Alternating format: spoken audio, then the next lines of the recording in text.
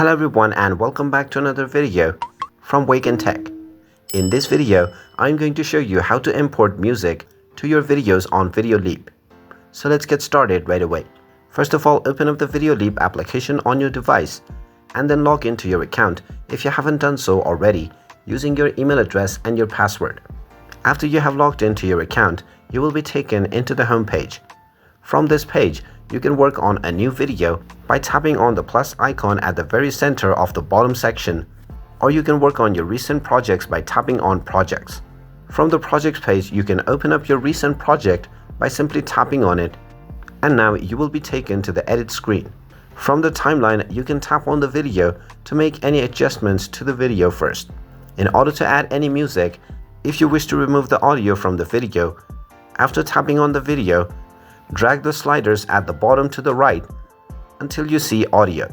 Then you can simply tap on it and then tap on the mute option to mute the audio. After doing this, go back and deselect the video by tapping on any other empty section, and now you will again find the audio section. Simply tap on it, and now you can add any sound effects or music by tapping on sound effects or music.